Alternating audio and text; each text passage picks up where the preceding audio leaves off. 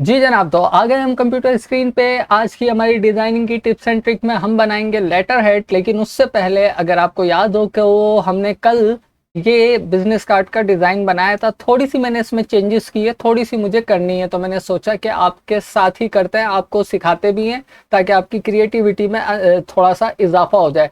Changes क्या किए हैं पहले ये देख लो यार। कोई ज़्यादा चेंजेस नहीं की मैंने, इस लोगों को बिल्कुल नहीं छेड़ा है, वही साइज है। सिंपल जो डीके जॉयल लिखा था इसको मैंने बड़ा कर दिया है।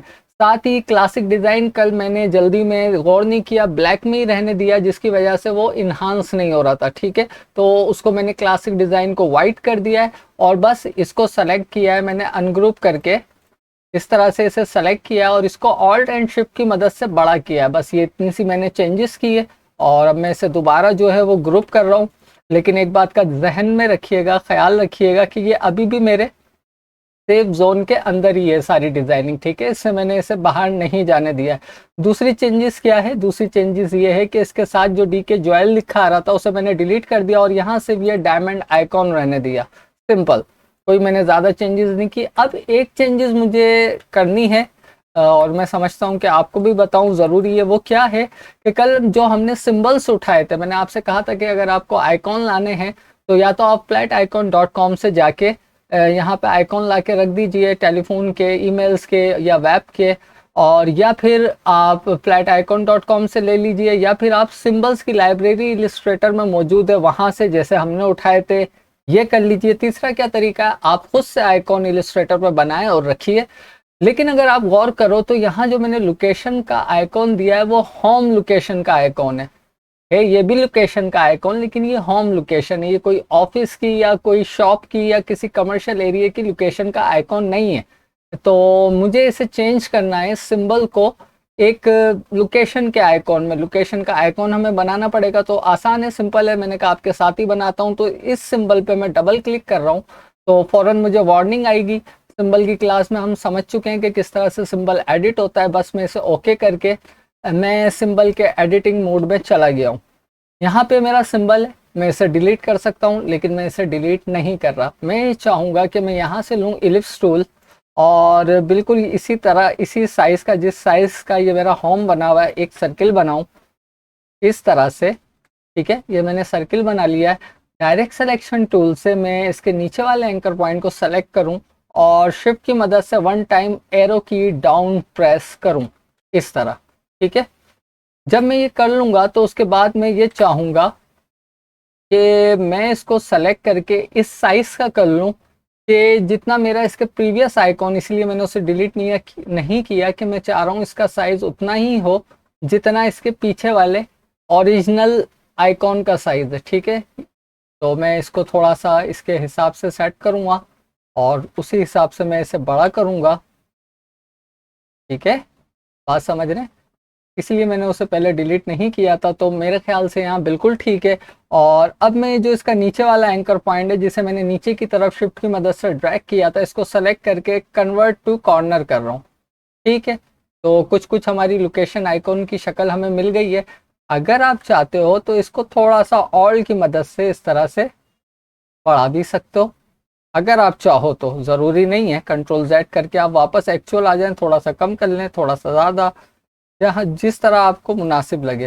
ठीक है, ये करने के बाद अब आप क्या करोगे, दोबारा से इलिप्स टूल लोगे और इसके बिल्कुल सेंटर से अनदर इलिप्स परफेक्ट सर्किल की सूरत में ड्रॉ करना, इतना बड़ा, और इसको कलर दे दीजिए यहाँ पे वाइट, ताकि आपको पहचानने में आसानी हो। और एक बार आप सिलेक्शन टूल से जो आपने पहले इलिप्स से ये लोकेशन आइकॉन बनाया, इसे और इस सर्किल को सेलेक्ट कीजिए तो, और इसे आपको पता ही है मास्टर बना के इसको अलाइनमेंट कर लीजिए। अगर आपको ये सर्किल यहाँ ठीक लग रहा है, वेल एंड गुड, नहीं तो इसे सेलेक्ट कीजिए, एरो की मदद से थोड़ा सा ऊपर ले जाइए। 3 टाइम मैंने प्रेस किया है और उसके बाद इन दोनों को सेलेक्ट करके माइनस फ्रंट कर दीजिए। ठीक है, अब जो आपका इसके पीछे होम आइकॉन आ रहा है उसको डिलीट कीजिए, 1 टाइम डिलीट, और एक इसका ये शेडो बना हुआ है इसको भी आप डिलीट कर दीजिए। ठीक है, अब इसी तरह आप इसका भी शेडो बनाओगे तो कंट्रोल सी कीजिए और कंट्रोल बी कीजिए, पेस्ट इन बैक। एक बार राइट एरो की प्रेस कीजिए और एक बार डाउन एरो की। ठीक है, और आई ड्रॉपर टूल लीजिए और ये वाला कलर इसे दे दीजिए, तो आपने इसका भी शेडो बना लिया। तो इस तरह आपने वेरी इजीली एक लोकेशन का सिंबल जो है वो यहाँ पे एज अ आइकॉन पेस्ट कर दिया है। तो ये थोड़ी सी मुझे आपको चीज़ थी जो समझानी थी, और कुछ एडिटिंग मैंने करनी थी कल जल्दी जल्दी में, मैंने कुछ चीज़ों का ध्यान नहीं दिया। लेकिन वो डिज़ाइन भी बुरा नहीं है, गलत नहीं है, आप उसे भी यूज़ कर सकते हो। बस थोड़ा मुझे टैक्स डीके जोएल का बड़ा करना था, जो मैंने आपको करके बता दिया है। अब जल्दी से चलते हैं हम अपने आज के टॉपिक की तरफ, जो है लेटर हेड का टॉपिक। तो जनाब जल्दी से, जिस तरह से हमने अपने बिजनेस कार्ड के लिए एक स्टैंडर्ड साइज लिया था, इसी तरह अब हम लेटर हेड के लिए एक नया डॉक्यूमेंट ओपन कर लेते हैं कंट्रोल एन की मदद से। और यहाँ पे हम साइज़ देंगे, जो लेटर हेड का साइज़ होता है स्टैंडर्ड वो होता है 8.5 इंचेस उसकी विड्थ होती है और हाइट उसकी 11 इंचेस होती है। अगर आप इस तरह से नहीं देना चाहते तो यहाँ टॉप पे देखिए, न्यू डॉक्यूमेंट के नीचे लिखा आ रहा है प्रिंट, जहाँ इस वक्त मेरा कर्सर मूव कर रहा है। इस प्रिंट पे क्लिक कीजिए, पहला ही आपके पास जो साइज़ आ रहा है लेटर, आप इसे सेलेक्ट कीजिए। आप इसे सेलेक्ट करोगे तो यहाँ ये मिलीमीटर में साइज़ बताएगा, आप इसे इंचेस में कन्वर्ट कीजिए। तो 8.5 इंचेस बाय 11 इंचेस ये साइज़ आप ले लीजिए। और अब मैं ब्लेड एरिया यहाँ पे इसे बिल्कुल उसी तरह दे रहा हूँ जिस तरह मैंने अपने बिजनेस कार्ड को दिया था, 0.125। और कलर मोड CMYK के रहेगा, क्योंकि लेटर हेड भी हम प्रिंट करवाते हैं, ऑफसेट प्रिंटिंग के लिए देते हैं या प्रिंटिंग के लिए देते हैं, तो CMYK के कलर मोड रहेगा। और इसकी रेजोल्यूशन 300 ppi रखिएगा। और क्रिएट सिंपल, हमारे पास यहाँ पे लेटर हेड मौजूद है, जिसमें ब्लेड एरिया हमने डिफाइन कर दिया है। बिल्कुल कल की तरह आज भी हम ब्लेड एरिया तक इसका जो है वो एक बैकग्राउंड बनाएंगे, जो कि एक्चुअल साइज से बड़ा होगा हमारे ब्लेड एरिया तक। तो जल्दी से मैं रेक्टेंगल टूल लेता हूँ और यहाँ से बिल्कुल इंटरसेक्ट करके जहाँ तक हमारा ब्लेड एरिया इतना बड़ा मैं ये साइज़ ले लेता हूँ। तो आप यहाँ देखो, जो मेरा एक्चुअल साइज़ था 8.5 इंचेस वो बढ़ के हो गया 8.75, और जो 11 इंचेस था वो हो गया 11.25 इंचेस। ठीक है, यहाँ तक क्लियर है। तो ये हमने एज अ बैकग्राउंड ये वाइट कलर ले लिया है। लेटर हेड ज़्यादातर वाइट कलर में ही होता है, क्योंकि उस पर हमें अपनी ड्राफ्टिंग करनी होती है। ठीक है, हमें या कंपनी को, जिसको भी। ठीक है, तो इसको मैं, जो मैंने बैकग्राउंड बनाया है, इसको मैं अब सेफ एरिया के तौर पे, जिस तरह कल हमने एक सेफ जोन सेफ मार्जिन बनाया था, इसी तरह मैं यहाँ भी सेफ मार्जिन क्रिएट कर लेता हूँ इसी बैकग्राउंड को लेके। तो ये सेलेक्ट है मेरा, ऑब्जेक्ट में जाऊँगा, ऑफसेट पाथ। अब मैं सारी चीज़ों की डिटेल में नहीं जाऊँगा। ऑफसेट पाथ में जाने के बाद बिल्कुल उसी तरह -0.25 और ओके। इन साइड पे भी आ गया आपके पास आपका एक तरह से क्या, इसको मैं अरेंज ब्रिंग टू फ्रंट कर लेता हूँ। और ये मेरा सेफ मार्जिन या सेफ जोन बन गया है। इसको मैं राइट क्लिक करके मैक गाइड कर रहा हूँ। ठीक है, अब मुझे जो भी यहाँ पे लोगो या एड्रेस ला के रखना है, वो कोशिश करना है कि इस सेफ मार्जिन से बाहर ना जाए। तो जल्दी से हम अपने लोगो को यहाँ ला के पुट कर लेते हैं। लेकिन चलें, हम पहले लोगो ले आते हैं, बाद में इसमें अगर कोई डिज़ाइनिंग देना चाहेंगे तो वो भी जल्दी से दे के देख लेंगे। तो मैं यहाँ आ रहा हूँ, इसको सेलेक्ट किया, सिंपल अपने लोगों को Ctrl+C से कॉपी और यहाँ लाके Ctrl+V से पेस्ट। इसी तरह मैं यहाँ से ले आता हूँ इसमें मौजूद ये तमाम ही इसके आइकॉन। आपको आइकॉन के साथ चाहिए, आप आइकॉन के साथ ले लीजिए। आपको आइकॉन के बगैर एड्रेस चाहिए तो आप वो भी ले सकते हैं। मैं Ctrl+C करके इसको भी यहाँ लाके पेस्ट कर रहा हूँ। और फिलहाल ग्रुप कर लेते हैं ताकि आइकॉन के साथ ही ये रहे। अच्छा जी, एक चीज़ मैं ये चाह रहा हूँ कि जो मेरे इस पूरे आइकॉन के साथ जो एड्रेस आ रहा है, इसके इर्द जो ये बाउंडिंग बॉक्स बना हुआ है, एक्चुअल में ये इस एरिया की पूरी हाइट है। मैं चाह रहा हूँ मेरा ये जो लोगो है वो भी इसी हाइट का हो जाए। तो मुझे क्या करना है, दो तरीके हैं। या तो मैं इस पे यहाँ पे इसकी हाइट को देखूं कि 1.1742 इंचेस बाय 0. या तो मैं ये कर लूँ इसको सेलेक्ट करके, या फिर मैं ऐसा करता हूँ, आसान ये है कि मैं इसको इसके करीब लाता हूँ, दोनों को सेलेक्ट करके इसको मास्टर बनाते हैं जो लिखा हुआ है, और एक बार वर्टिकल सेंटर अलाइन करके अब मैं इसे सेलेक्ट कर रहा हूँ और इसे ऑल्ट एंड शिफ्ट की मदद से बड़ा कर रहा हूँ। अच्छा, ये आपकी मर्ज़ी पे है, मैं थोड़ा सा इस तरह से चाह रहा हूँ ताकि ज़रा खूबसूरत लगे। ठीक है, फिलहाल मैंने इसे इतना बड़ा किया है जनाब। अब मुझे इसे लेटर हेड पे जहाँ भी इसे रखना है, यानी कि टॉप पे रखना है तो मैं इसे टॉप पे रखूँगा, राइट साइड रखना है, लेफ्ट साइड रखना है, वो मेरी मर्ज़ी। उसके बाद ये इसका एड्रेस है, आप चाहें यहाँ रखें ठीक है बिल्कुल नीचे, या फिर आप इसको यहाँ रखें इस जगह पे, वो आप देख लीजिए आपको ये कहाँ सूटेबल लग रहा है। और चाहो तो आप इसे जो आपने सिर्फ मार्जिन को मैका गाइड के तौर पे बनाया इससे बिल्कुल मिला के रखो इस तरह से। आप ज़रूरी नहीं, आप कीबोर्ड से भी सहारा ले सकते हो, चाहो तो आप इस गैप से इसको रख लो, ठीक है। अच्छा जी, मुझे ये एड्रेस इसके नीचे जो है वो सही नहीं लग रहा है, तो मैं ये चाह रहा हूँ कि मैं इसको इसकी राइट साइड पे ले जाऊँ यहाँ पे, ठीक है। लेकिन अगर आप गौर करेंगे इस एड्रेस पे, ये एड्रेस जो है, पहले मैं इसे सेलेक्ट कर लूँ और अनग्रुप कर दूँ, ये एड्रेस जो है वो लेफ्ट अलाइन हुआ है, ठीक है। और मैं इसे रख रहा हूँ पेज के राइट साइड पे, तो ज़रूरी ये है कि मेरा टेक्स्ट जो है ये राइट अलाइन हो जाए। तो मैंने इस टेक्स्ट को सेलेक्ट किया है और यहाँ पे देखें पैराग्राफ आ रहा है, जहाँ इस वक्त मेरा माउस का कर्सर जो मूव कर रहा है, इस पैराग्राफ में अभी हमारा है लेफ्ट अलाइन, सेंटर अलाइन और उसके बाद है अलाइन राइट। तो मैं इसे अलाइन राइट कर देता हूँ। अलाइन राइट तो मैंने इसे कर दिया है, साथ ही इसके आइकॉन को भी मुझे अब उसी हिसाब से सेट करना है। वन बाय वन मैं इन्हें सेलेक्ट कर लेता हूँ, ग्रुप कर लेते हैं ताकि हमें परेशानी ना हो। और शिफ्ट की मदद से तो मैं पहले यहाँ ला के रख लूँ, और मैं ये चाहूँगा कि बिल्कुल चिपके भी नहीं, तो इतना फासला ठीक है। उसके बाद मैं इसको यहाँ ला के इस तरह से रखना चाहूँगा, ऐसे, ठीक है जनाब। यहाँ तक मेरा एक सिंपल सा जो है इसको भी मैं as a letterhead use कर सकता हूँ, ठीक है। कंट्रोल ज़ीरो कर दिया मैंने, नॉर्मल व्यू आप देख सकते हो। और अगर मैं ये चाहता हूँ कि इसमें मज़ीद खूबसूरती लाने के लिए, तो मैं ऐसा करता हूँ, यहाँ से रेक्टेंगल टूल ले रहा हूँ और एक लाइन ड्रॉ करता हूँ, कहाँ से, हमारा ये जो हमने ब्लेड एरिया बनाया यहाँ से इस ब्लेड एरिया तक। और इसका कलर मैं वही दूंगा जो मेरा ऑलरेडी लोगो का कलर है, ये वाला रेड फिल में ले लीजिए। और साथ में ये चाहूँगा थोड़ा सा जूम करके इसे और पतला कर दिया जाए, इतना, ठीक है। और जूम करके देख लें आपकी ब्लेड एरिया तक है, क्योंकि आपको पता है ये यहाँ से क्रॉप हो जाएगा, तो हमें इसे ब्लेड एरिया से थोड़ा बढ़ा के ही लेना है।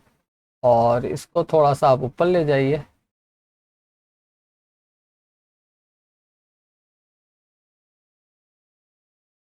अच्छा जी।